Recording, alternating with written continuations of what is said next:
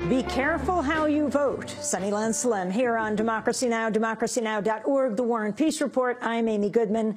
We are broadcasting once again from the studios of Open Media Foundation, Denver Open Media, here in Denver, Colorado, where a key Senate race has become one of the nation's most closely watched contests. Republican candidate Cory Gardner and Democratic incumbent Mark Udall are neck and neck in the polls.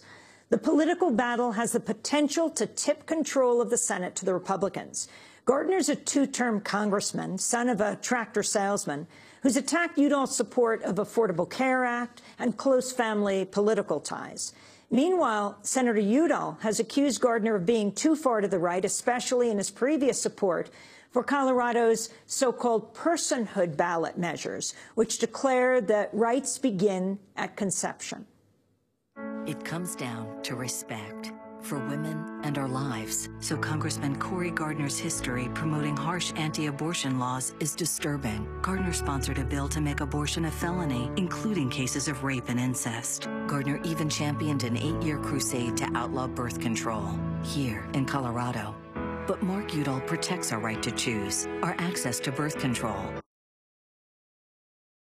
Endorsed by Senator Udall, but may have backfired. Last week, to the surprise of many, Cory Gardner won the endorsement of the state's biggest newspaper, the Denver Post. The paper had previously endorsed Udall in his 2008 run for Senate, but shifted allegiances, saying he's now running a, quote, obnoxious one-issue campaign on abortion issues. Senator Udall, the incumbent, responded by telling Reuters, quote, if Congressman Gardner hadn't built his entire political career on limiting women's reproductive choices, we wouldn't be having this discussion today.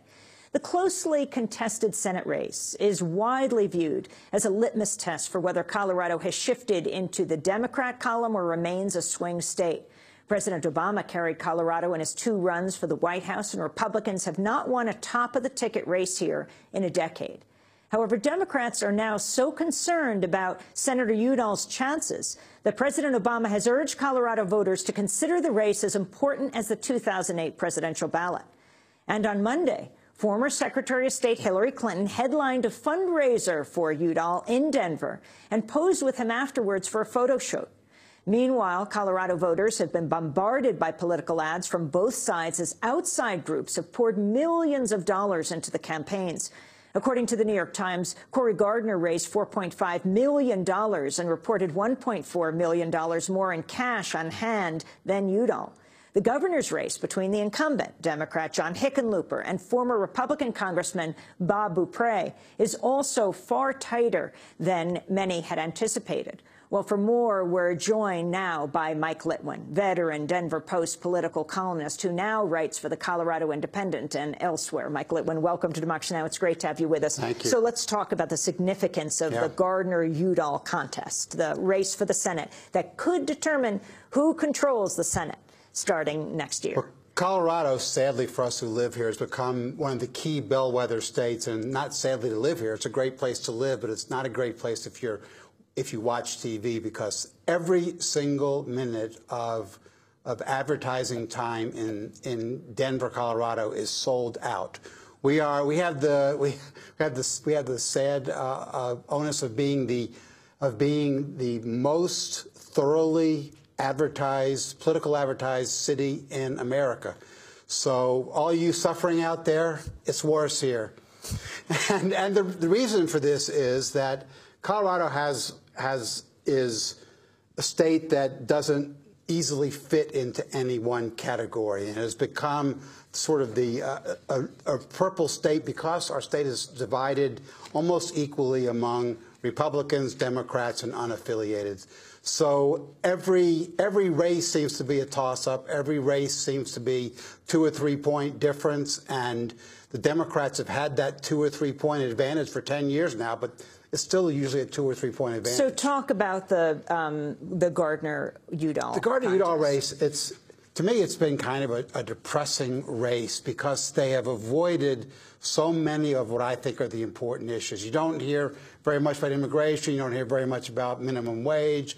You don't hear very much about paycheck equity. You don't hear a lot about what's going on in Syria. Most of the races, as you were saying, is about Cory Gardner's previous support of personhood, which he used to brag about supporting and passed out petitions in church, and he is now supporting what was a national personhood bill. Let's talk about this personhood initiative on the November ballot, which would amend the state constitution to define every stage of pregnancy as a legal human being. Right. Critics argue it would ban not only abortion, but also common forms of birth control and in vitro fertilization. The Republican Senate candidate, Cory Gardner, has come out against the measure, as you said, after supporting 2 previous attempts to pass a personhood initiative in 2008 and 2010 here in Colorado. Last month, a reporter asked him why he still supports a personhood bill at the federal level. If you don't support the personhood initiative at the state level anymore, why keep your name on that Life Begins at Conception Act at the federal level? There is no such thing as a federal personhood bill. Okay, but Cory, I mean, the people who wrote that bill, Congressman Duncan Hunter of California, Paul Brown of Georgia, they say, Personhood USA says that is what the Life Begins at Conception When I Act announced is. for the Senate, that's when this outcry started from the Senate campaign of Senator Udall's. That's what they're trying to do. This is all politics. It's unfortunate that they can't focus on. But the facts are, I mean, just the facts are, Eli, that there is no federal personhood bill. There is no federal personhood bill. That was the Republican senatorial candidate, Cory Gardner, being questioned. Mike Lewin. Yeah, this is the what you see before your eyes is not what happened. Not what happened. Who do you believe, me or your lying eyes? Defense. Cory Gardner says there is no federal personhood bill. There is no federal personhood bill. There is no federal personhood bill. When, of course, there is a federal personhood bill. He's the co-sponsor. As you heard Duncan Hunter say, this is a way to get around Roe v. Wade. They think this would overturn Roe v. Wade, according to supporters. Personhood USA says it's a personhood bill. And Cory Gardner says, he says 2 things. 1, it's not a personhood bill. 2, this is just a statement of my belief, that the bill is just a statement of his belief that he's pro-life. And so this has allowed Mark Udall to continue on this path because not only have we got, yes, we understand that Cory Gardner once supported personhood and now he doesn't on the state amendment, but why in the world is he still supporting it in Congress? And that's the question. Why in the world is he still supporting it in Congress? What about the money that's pouring into these campaigns, the outside money? Can you talk about Carl? You mentioned $4.5 million that Cory Gardner raised. That's nothing.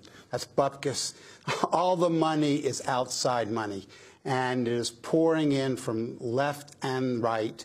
And that's why you see every available second of TV ad time is sold out. The campaigns themselves, the Udall and Gardner campaign, they can't spend all of their money. They don't know how to spend it. They don't have enough. There's not enough room to spend it. So they're taking their money. This will be fascinating. They're taking their money and spending it on the ground game. They're spending 3 or 4 times as much on ground game as anyone ever spent. Ground game meaning get out the vote. And for the Democrats, this is what the Democrat hope is. Cory Gardner is running about 3 points ahead of Mark Udall.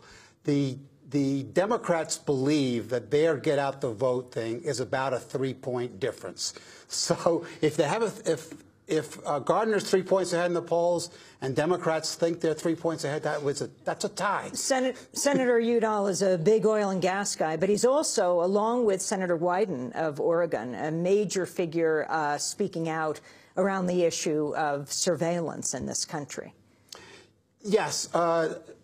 Udall is old-time Colorado environmentalist, has climbed all of the 14ers in the state of, the tallest 14 mountains. The 14,000 feet mountains. He's gone to, I think there's 50-something of them.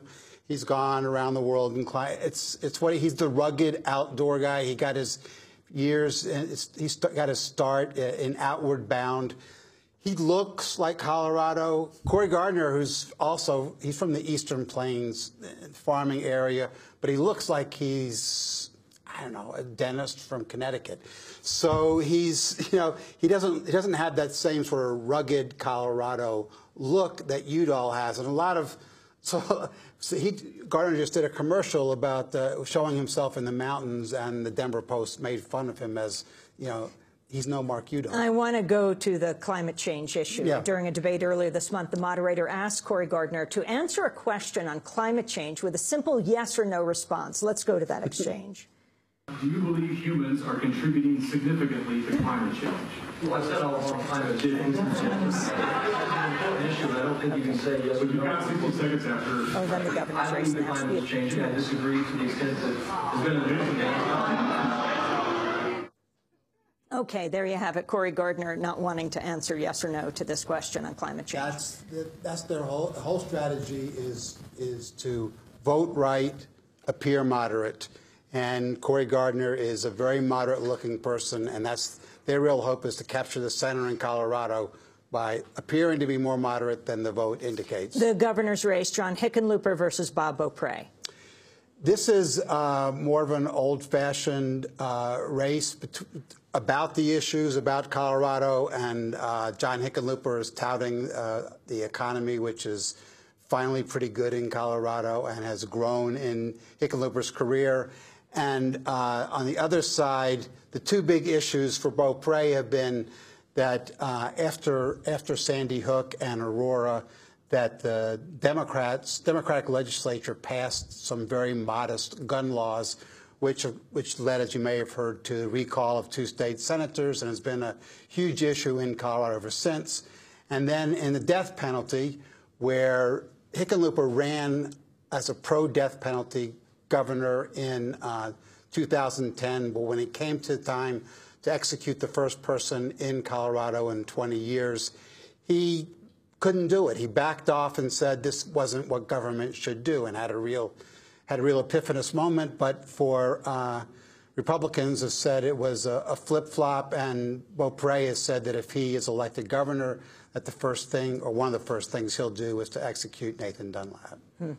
The congressional race that is getting a lot of attention. Yeah, the race, the 6th district race between Andrew Romanoff and the incumbent Mike Coffman, started out being a huge race, and because it's a very close district, one of the few ungerrymandered districts in America, it really is one of those third districts. But since the House became less important, nobody thinks the House is going to swing one way or the other, it's stuck as a Republican House, that people became less interested in. It's having a lot of trouble. What Kaufman's known for, what Romanoff's known for. Yeah.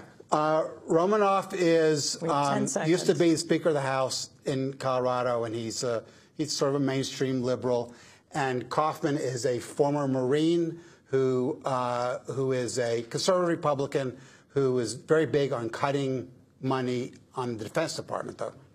We have to leave it there. We want to thank you very much for being with us, Mike Litwin, with the Colorado Independent, former veteran reporter with the Denver Post. And that does it for our show.